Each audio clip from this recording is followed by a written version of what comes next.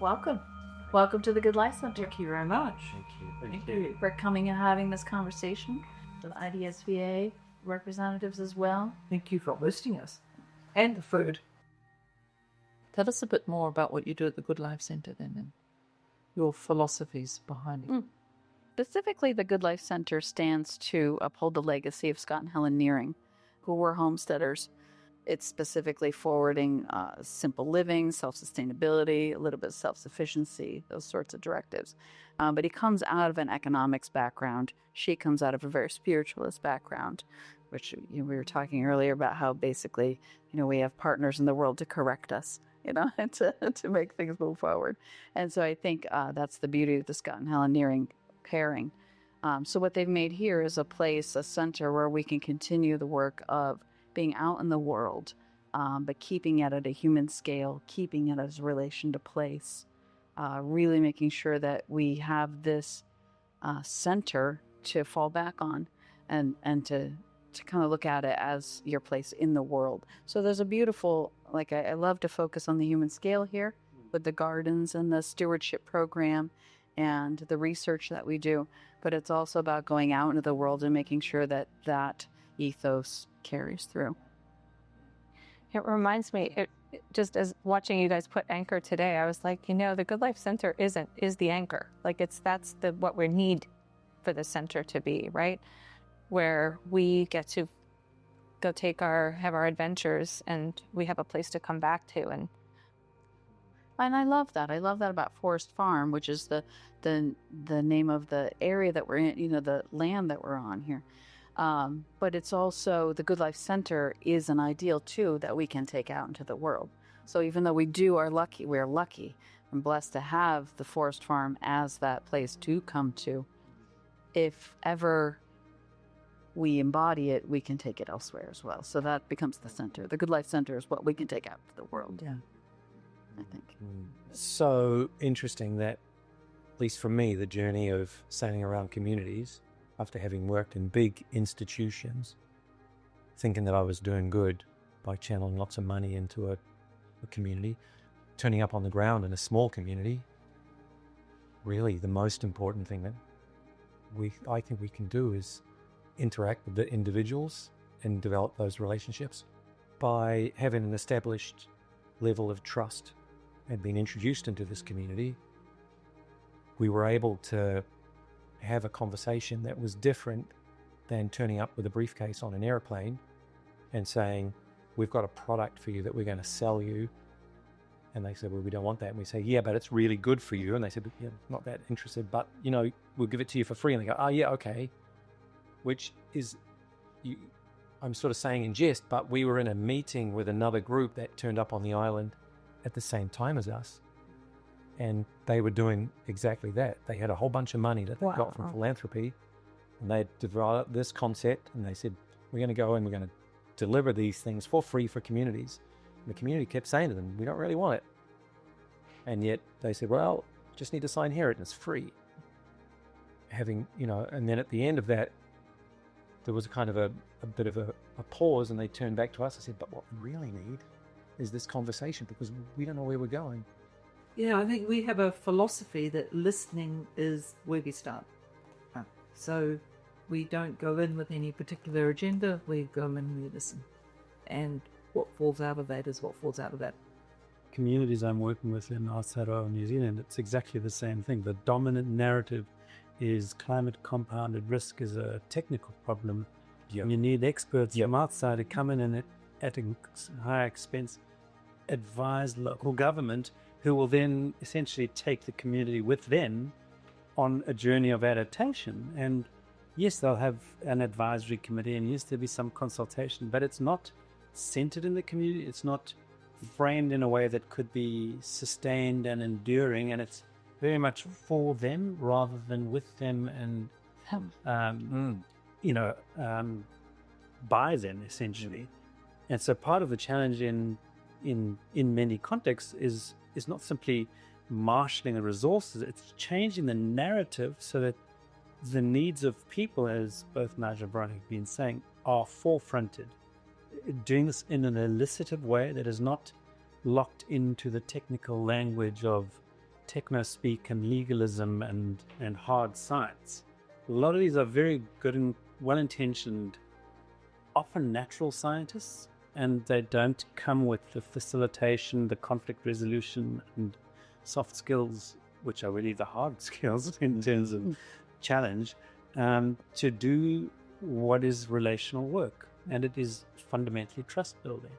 That connection into the community, without that, there's no ways Novara can come into a place and connect with people. You've got to lock into people who have trust, who have legitimacy and credibility within a community. And if you can establish that relationship, then you have a point of entry that can become enduring. There's an interesting little aside to that. We've had one community where we've gone in without a connection and trust, and we made a good connection mainly out of vulnerability. And from that, I mean, I'm thinking of Tobago and Charlottesville. We came in as a vessel stricken without an engine. So we had to sail in. We were on the radio trying to get Coast Guard support. The fisher folk, basically, there was Coast Guard in that part of the world's not really reliable. So the fisher folk basically took us under their wing. They came out, they shepherded us in there. They helped us drop the anchor under sail, right? And it was because of this somehow vulnerability of us coming in from the sea. They know the sea, they know how harsh it is. Because of that, we made really good connections. So, Kiwell, for example, we still are in contact with these people because of this somehow sharing a vulnerability at sea. Because you gave them their agency. It's, to me, my word for it is wild care, is taking away the roles and the thinking for and the caring for, this concept of caring for, and turning that to a being with by self-softening, right? By becoming faceless, becoming nothing, becoming nobody, letting someone else, right? And that has to be where the deep listening, it starts with the deep listening of everything. And it's also the hardest thing I think that humans can do. To give over to that, to accept help as that gift, as that sort of place. Yeah. And I think it's because they know that place so well, right? So they have that camaraderie with you at that point. They know what you may face. And so I think it's easy at that point for them to say, okay, look, I can give you this, right? Like I have that not just that agency, but that knowledge and that connection to this place. And I think that's the piece too, that we talk a lot about human relations, but we're talking about human relations and listening to the places that you're going to and that you're being. And like making yourself available to be reshaped. Like, okay, I'm here. I'm not just coming here to tell you or to show you my shape, but I want you to reshape me. And by doing that, we construct this new community. Yeah, I think it's very true. Very true. So I feel as though I'd like to ask you guys about what you are experiencing in terms of climate changes here, and also a little bit about your thoughts in your wider community outside of the Good Life Centre on what's happening locally. It's funny, we talk a lot about place and that sort of thing. She's a Mainer, which is a rare thing in my world. Which I would always say there's always someone that's more Mainer. So right. And I'm from away, as they say here. And I've been here a long time. I've lived in New England longer than I've lived anywhere. But and so there's a real sense of this New Englandism, this self-sufficiency, this forging ahead, this making do with what we have when we have it type of thing. And I homestead in the capital area. And what I find about the community is that there's a lot of confusion. And I do think that it is actually climate change connected. There's a lot of political upheaval about how to move forward in our energy. Energy is always a big problem here in the far reaches of New England. How do we get our energy? How do we source it? Who do we source it from? And then that trickles down. Right now we're struggling. It's not direct to climate change. It's almost the opposite. It has caused problems with our climate, is our problems with farming. We had a problem in the 60s, 70s, and 80s of laying waste to our farms by pouring sludge. And PFAS have become the problem. So now our waterways, our foodways, our wild animal food is all tainted and toxic. So we have all the resources, they're just all tainted. With what? PFAS, with The chemicals and plastics, right? With the farms, something in Maine, locally, the farms have been tested for PFAS. These they all need to be forever chemicals, they call them. forever. So these are people who have lived their whole, lives, and probably through their grandparents and great grandparents, and realizing that the thing that they thought was this beautiful practice is really they can't farm on that land anymore. So And some of them are being turned over to solar farms. Yeah. And then that becomes a political issue and an energy issue. And that is sort of the biggest crux of what Mainers are grappling with every day right now for the last couple of years and for many years forward. I think one of the things that I've observed over our last 2 years of working with coastal climates is a huge amount of unexpressed grief, loss on what people are having to face, and that they don't really want to go there in terms of acknowledging that loss. Instead, Bruce, you mentioned it, there's a focus on the technical issues. How do we put in the seawall? How do we, divert the river? How do we, whatever it be, right? But but they've experienced horror. experienced horror, often. I mean, you imagine every year now, these people in Providencia, every October or November, their house is going to flood at least once. And they're all on tenterhooks during hurricane season. And when we were with them, initially they were saying, we don't really want to talk about the hurricane in 2020. It's just too traumatic. Yeah.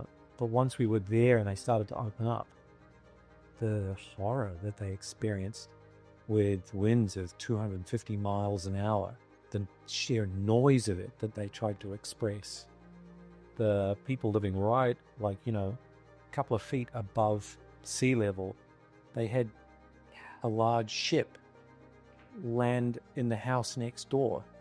Just these things that shouldn't exist, trying to make sense of this stuff. There's a ship on a house next door to them. It could have been them. They had 20 people in their house. Trying to make sense. Why didn't it come into our house and kill us all? Yeah, I see part of that healing too. There is that reconnecting and being relational with nature and the things that we interact with, but there's also building community in that vulnerability, in that listening space, right? Like, we have to come together also as the creatures that do come together in the way that we do. We are social creatures, and come up with a plan for ourselves, and I think creating those spaces, they call them third spaces too. They're not spaces where, there's any directive, but there's a space to be and a space to come up with those things together.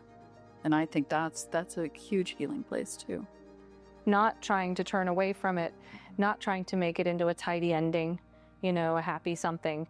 It is something that needs to be felt deep, and heard and resonated throughout the community. And then you can move somewhere new. You don't go back to something. There's no way of going back. That's what change is about, And so for me, that's where the art is necessary. I like that, not trying to make a tidy ending. Yeah. Like, how many times is it? For meaning, so it was all meant for a purpose of some kind. I can't tell you how damaging that is to say to someone who has really experienced horror. Yeah.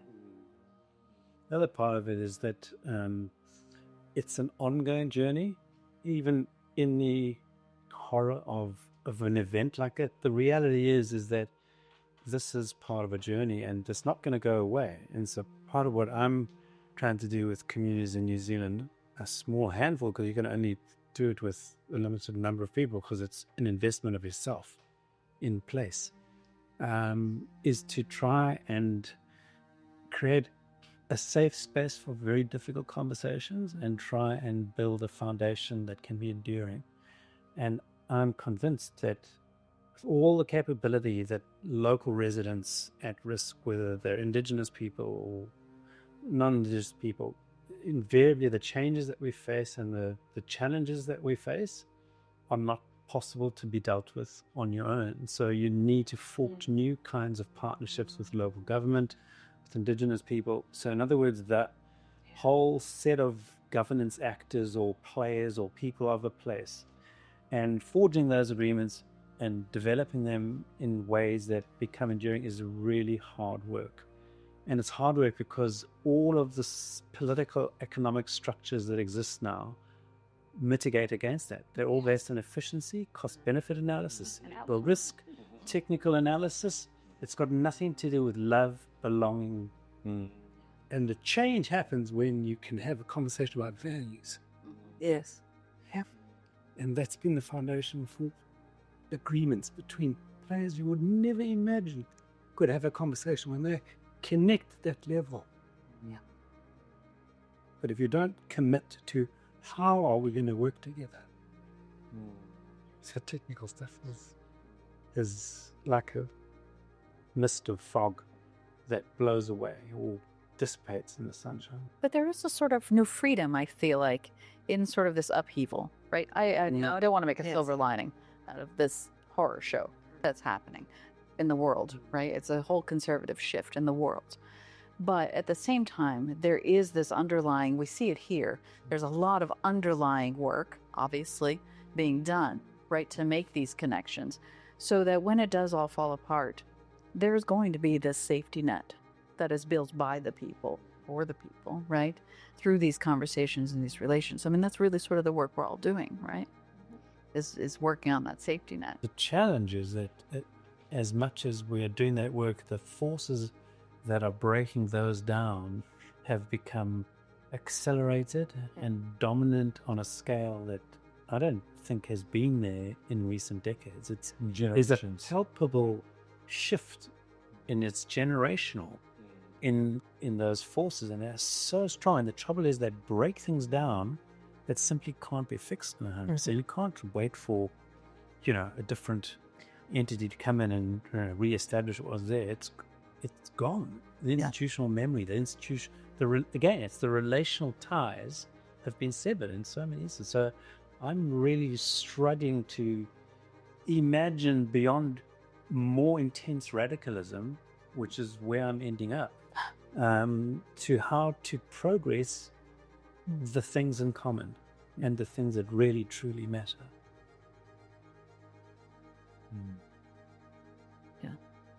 Well, freedom doesn't always get to be beautiful and wonderful and when fair. It's ever not current after a struggle, and it's usually a brutal struggle.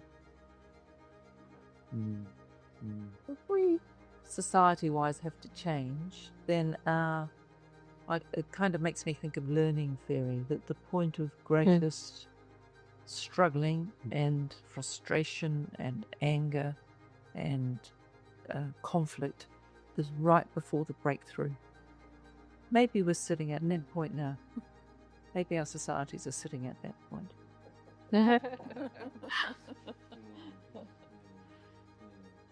Yeah, because if it's not, and it continues to descend, what legacy are we leaving for our daughter, right? It's 25, living in Europe. Mine's 10. Yeah. I have such a hard time sleeping at night sometimes. I think it comes back to the local community. There's so much the work I've tried to do over the last 2 decades has been at an international level with IPCC and entities like that, Future Earth Coast, and I've become so disillusioned with the international politics that engage with these globally significant issues. So I'm not naive. Local communities are not going to shift the dial on their own, but we've got to basically create local change, and it needs to proliferate. And in terms of what one person or one group of people can do, it's going to have to kind of spread out from that local. So again, for me, the work that Nigel, Veronica are doing, it's small, but it's catalytic and potentially transformational, because to reframe adaptation and building safe, vibrant communities, it's not some, hippie agenda. It's about something that matters, that really matters. It happens at that local scale, and it has the potential to spread. And that's why this work is so important that Veronica are doing, I think. And absolutely, I'm thinking about the Nearings, what they did. Yeah. This center was the beginning, one of the first wave of the homesteaders, which now, then the second wave was my parents' level, and now there's basically us. And the proliferation of the young families that have come in, and groups of people that are thirsting for this and wanting is a show of how that effect really does work, and how important There's been a shift, though, and the beauty of the shift right now, I think, with that is that they are much more connected, and they're much more out in the world. They're not looking for self-sufficiency. They're looking for community sufficiency. In this particular area, right, there's the farm drop. It's about feeding other people. It's not just about feeding yourself. It's making sure that you can live on this land. It's about you making sure that you can also feed your neighbor, and that you can also take care of your neighbor if need be. But then you also take care of the land that you're on. We're stewards. Yeah. Right? We take care of this because this is where we live, too. It's the planet, in general. And is that the kind of philosophy that's led you to your community-supported enterprise that you've got? Oh, for sure. Yeah. Yeah. I mean, running the community-supported bakery with the Radical Bookstore. The Radical Bookstore actually really works on mutual aid programs.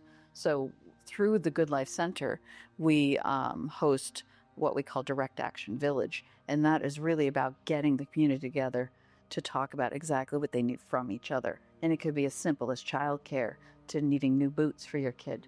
It's things, all of these things, especially here in Maine, especially here in the U.S., no one should go without. I mean, no one should go without anywhere.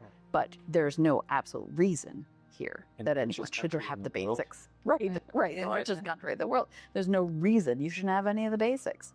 So here we are. Let's just get them for each other. Do the things that we can do right here, right now.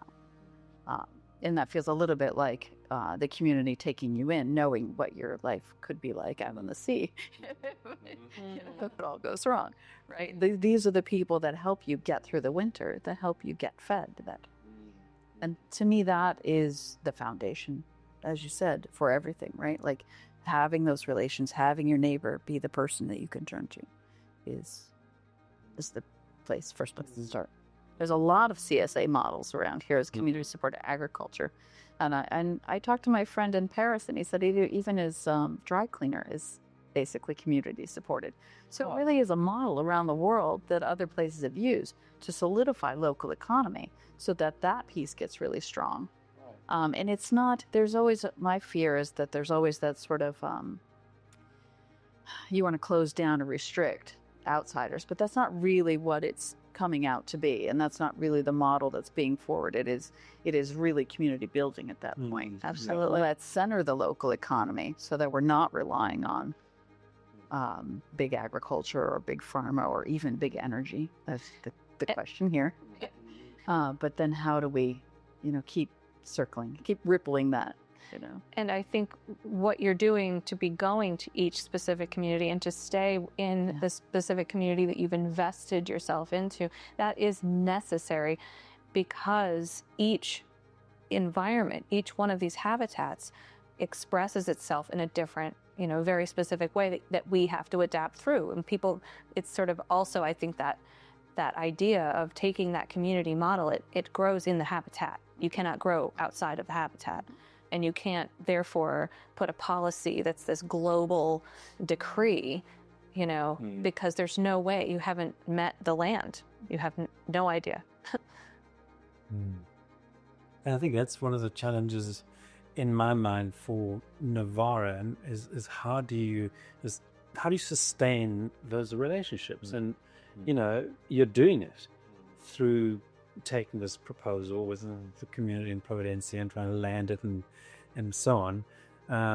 But just observing over a few days the demands of keeping the yacht maintained and seaworthy, and then sailing her and planning a way forward and where you're going to stop and provisioning, and it's a full-time job, and by the end of the day you're exhausted, and I've only been there 5 days. Yeah, it took me by surprise. I think I knew it was going to be hard work, but I really thought we'd get more community work done. The first 18 months we just had a cascading boat breakages, didn't we? So we ended up having to cancel some community gigs because we said, look, we've lost our anchor or the engine's broken down, and that just kept so that was a bit more frustrating than I expected. You had to position yourself, though, in that place as well. Yeah. Like, you have to get to know your place on that journey, right? Exactly. But there's a lot to be said for the materiality of this, of having to deal with the boat that breaks down. I'm thinking about the house that I've been explaining. We built this house, and we really felt like it built us. It taught us how to be married. You can scream and yell, but there's only so far you can go until you need a shelter again. Like, we have to come back and do this together, right? And it's that, you were saying, that vulnerability it creates that, it's a reaching gesture, right? To outside. We're in that kind of space. A space built together. Yeah. But this flags for me another thing that I find with work with communities, and that it's very easy and even tempting. There's a seductive lure of the romance of community. The reality is, that's the marriage that you've got to fight to make work. Yeah. And it's the inherent conflict that is part of human relationships. And so again, which is what I've said to you and Nigel, what a perfect combination of skills and expertise that you guys bring, because without the ability to facilitate difficult conversations in creative and constructive ways, you cannot do this work. This is conflict-laden work, and it's never going to go away. The forging of agreements between local government, indigenous people, residents, it's not a hold hands and sing kumbaya and everything is going to be beautiful and, icing and sugar on top of it. It is hard, conflictual work, and it's constantly changing. And it finding a way, and you've been making this point so powerfully, where the competencies and skills become embedded in the people of place. And really, the idea is to make yourself redundant, to the extent that you can have the lack of humility to think you can make a contribution in the first place. But if you can, you want to disappear as quickly as possible. But it's not possible if that fracture is just divisive and unproductive and harmful. Yeah, I think so Providencia, the example I gave right at the beginning of the community emergency response team, we left because the wind did turn, and I was lined up to facilitate another meeting about getting these articles of association knocked into shape, and I couldn't do it because I was going to be on a boat, and so I trained the person who had been the next person in line, and that to me is part of is part of what we must do, is to say, my job is to be redundant. My job is to be able to sail out of here with a clear conscience that I have done what I can do at this point, and if I can't finish that job, I hand it to somebody else who is learning and can do it. Yeah. Beautiful. Mm. And that might be the same for parenting. We're training our replacement. Mm-hmm. Well, in teaching, I mean, I just think about this with my students all the time. I'm like, art's going to save you every time. It'll be there for you when humans can't. And you know, my job is to help you see the artist that you already are.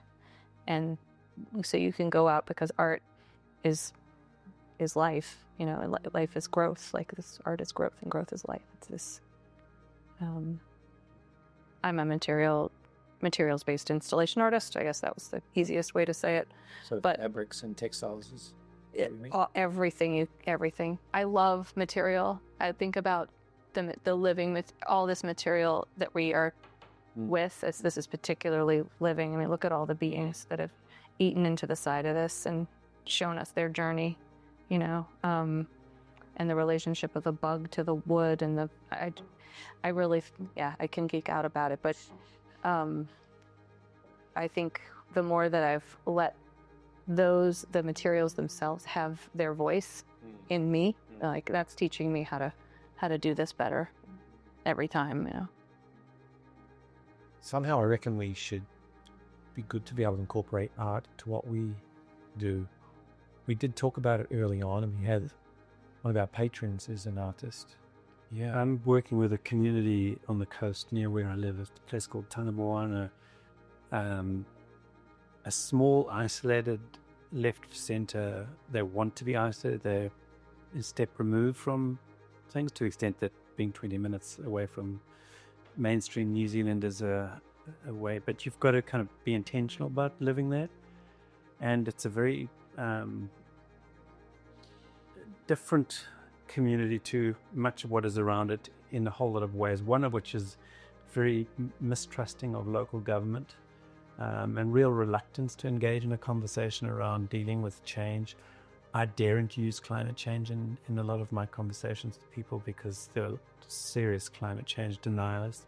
But one of the things that I'm really excited about is working with a small school. They have probably 16 or 17 kids on the roll between about 5 and 12.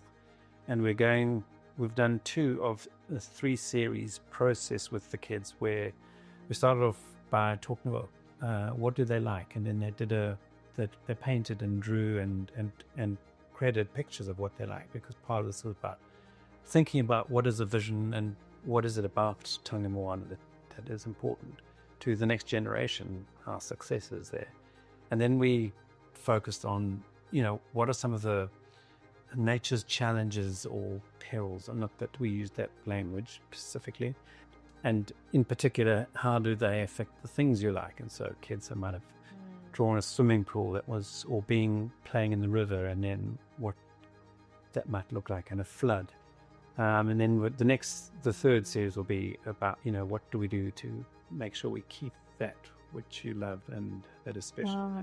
And just going through that journey with the kids. And what I'm wanting to do, I'm wanting this adaptation plan that I'm working with the community, with local government, and with iwi, the local indigenous tribes and subgroups, is to basically tell the story and to articulate this plan through the voice of the children. Wow. That sounds gorgeous. That's cool. So incredible. This is trying to bring people together in a community hall where there's a reluctance to come. Yeah. But we're going to exhibit the children's work, and then hopefully that'll be a catalyst for people to come and engage. Beautiful. Wow. So art is at the heart of it. And maybe it is something that you can imagine doing with, a facilitated conversation. we went through this PhD program together, clearly pulling art into philosophy in a way, and exposing artists to philosophy, which jumpstarts the philosophy.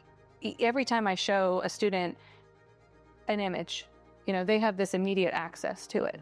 Or every time I put, a lump of clay in their hands, they have immediate access to change, that agency, something that they can make or do or make a mess. Yeah, a lot of my work, I talk about, that shift from symbiosis, how we're here to help each other, sort of side by side, into sympoetic that we make together. That when we really come together and talk about those things that we need, or those things that conflict us, or, wherever that place is, we make something new together.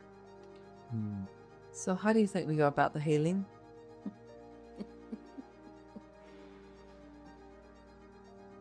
I want to say Walden. I'm taking a walk in the woods. Like, I swear to God that COVID, the past 5 years have been incredibly traumatic. I've lost both my parents in the past 5 years. And I turned to the woods. The woods became my family. The snag, the standing deadwood in the forest became my teacher, showing me how this death, this slow death, this thing that's gone but not gone yet, this being that I can't let go of. It makes me into the ghost sometimes because I'm the one in mourning or in grief. It's all change. It's the right whale. It's us, our species, being able to open ourselves to that creative impulse, to let ourselves be hollowed out and filled up by other being. To me, that's healing. So. What could we take away from the Good Life Centre and the work that we do with communities? Because you're out doing such great work in visiting all these coastal communities and doing the work with these groups, it's a great way to kind of come back to the place again of human scale, of personal scale, and say, okay, this is where I am at this edge of the world that we're on here, at this harbor side, right? And recenter. That, to me, the Good Life is a recentering spot. It's our reconnection to how we stand in the world and what we're taking out there. So I think that's the biggest thing, is to just experience how people lived here on that scale and then be able to recenter and go back out and do the great work that you do. I don't think I've ever been in a conversation that I felt so comfortable. And I think it was just occurring to me that you are all practice listeners, and I really appreciate that. And we've created something here, so thank you. Yeah. We've created these connections, these exciting new ideas, right? Like, how do we build more in community? I mean, you both are gonna run right out and start art programming now, apparently. Yeah. Wouldn't that be cool? It'll be great to continue a relationship. Symphoetic. Yeah. It's the correction, right? It's the correction we bring to partnerships. Yeah. Yeah. Well, thank you. Thank you for coming through. Good Life through very much. So much. Great. Thank you. Thank you. Lovely. Right. Time and tide. Time and time.